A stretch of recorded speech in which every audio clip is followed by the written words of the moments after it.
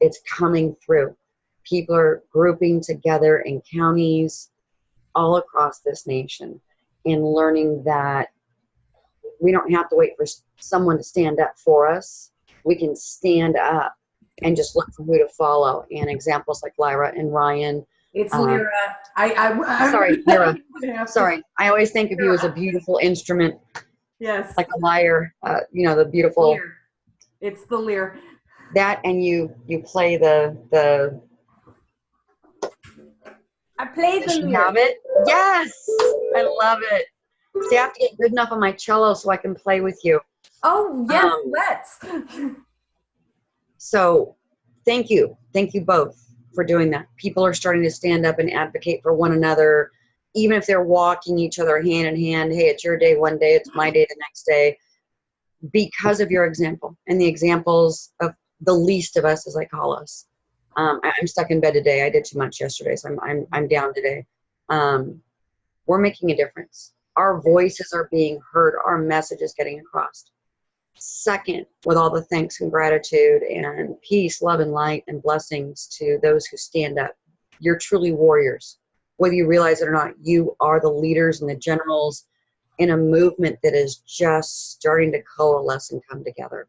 You are leaders for the people around you and who listen to your wise words, your wise counsel, your past experiences, and how unique and different we all are, and yet everyone goes through the same horrible experience when they enter a CPS case or a family court case. I have partnered up with Miss Wallace Pate. I call her my Godzilla godmother. She is the civil rights lawyer that trained the likes of Sean McMillan, Vincent Davis, talks to Connie Raguli. The really big names are constantly out there to get parents to sell everything in their kidney to try and get these lawyers. And Wallace has come to a point where my original strategy of having 1 to 3 civil rights suits, really large, multi-million, to crack open any given state and do that nationwide, to crack this open, to bring to light the corruption of both family and juvenile dependency court. Her fight for the last 10 years has been to find the criminality and the perjury. So when I did these workshops, which if I can ever get the videos, Wallace can upload them, but she can't edit them. She wants them to go to her son now, and now I can't get the darn things to go to her son. It's very frustrating. I will get there. Have I ever said that my tech hates me? It really does. It hates me. We'll have that workshop, and I will be offering it to Lyra's off social media site so that we know that DHS and CPS and family court are not going to have a heads up. No reason to show them our cards on this fantastic strategy that in this last week, I have seen huge strides, and I just employed it last week. And there are people already in jail. There are people that are going to get picked up and go to jail. There are judges being taken off of benches. There are lawyers being picked up. There are caseworkers and social workers that are being taken off of cases and literally out of a job. That's good. I wish this strategy. Yes, we are. This is coming together. So here it is, guys. Okay. 2 legal terms you want to get your parents to say, no matter who they talk to on their case, their lawyer, their caseworker, their social worker, the evaluator, county counsel, the judge. First one is, as of the current day, what imminent danger or safety risk is my child in if they come home today? Right. Okay. You'll either get no answer, or you'll get the answer of, well, we have concerns. Yep. Under each codified manual, there is no code to keep your children in foster care or away from you and unable to visit with you under concerns.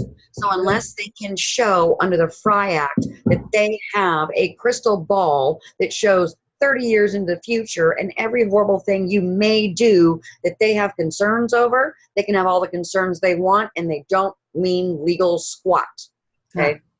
This second phrase your parents are going to use every single day, whether it's with their lawyer, their caseworker, the judge, whatever rights I unknowingly revoked, I am invoking my right to revoke those given away rights And I now am here to tell you, I do not waive my right to question on the stand my caseworker, my social worker, the ADA, any other lawyers or counsel on my case, or the judge.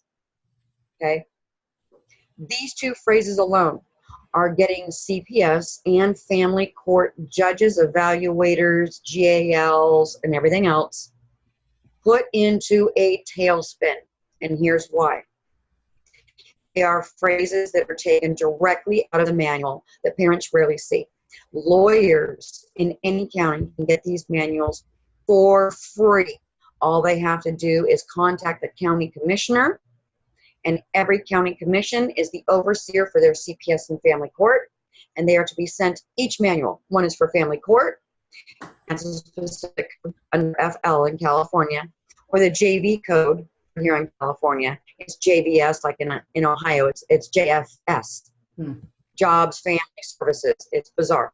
They've just changed that. In those, right, in those, it gives not only what CPS is supposed to do, family courts are supposed to do, what GALs are supposed to do, what licensure they're supposed to do, but it gives every single response a parent is allowed to give.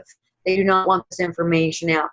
Any attorney you have can get these manuals for free simply by asking the county board or county commission to send the annual updated manuals of both of the Admiralty under the color of law courts. Okay? And those two phrases come directly out of those manuals, and every single one of those manuals has those two phrases because it is a federal DHHS mandate that they beat in every single. So this is nationwide, not just California. I do not waive my right to question my caseworker, my social worker, my evaluators, my therapist, any drug screening, anyone who's touched my case. Phrase 2, as of today, because it must be a current concern or risk. As of today, what imminent danger or safety risk am I to my child or children if they come home today? Bury it in their memories every day. Make sure every communication they have is backed up with an email if it's on the phone or text. You have them do what's called a clarifying email. Dear Miss So-and-so, asshole CPS worker. Dear Miss Social, whatever, Miss Evaluator. My pretenders at the council that are supposed to be lawyers. Today we talked about A, B, C, D, and E. Am I understanding that correctly? And before you sign off, instead of sincerely yours, you put in both of those phrases. I do not revoke any of my rights I may have currently waived without knowing by signing any document with my lawyer, caseworker, or judge. I am invoking all of my rights. I do not waive my right to question a social worker or anyone else on my case, including the judge, and sign off with my favorite, as of today, what is the imminent danger or safety risk to my child if they come home today, and sign your full name. That is now called habeas corpus. Habeas corpus is Latin for show me the body. You can't have a murderer without a dead body, can you? Okay.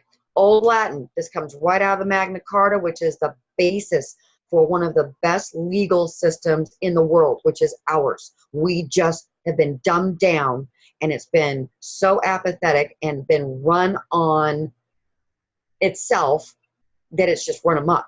And now we know that our rights are being violated, but we don't know which ones. We don't know how to respond. We don't know what petition to do because they made it that way in the 80s. You don't have to worry about this. We've got this. You can trust us. The trust is gone, folks. You can't trust the cops. There's good cops out there, don't get me wrong, but there's just as many bad. Firemen, nurses, doctors, caseworkers in CPS, family law judges, CPS judges, juvenile dependency.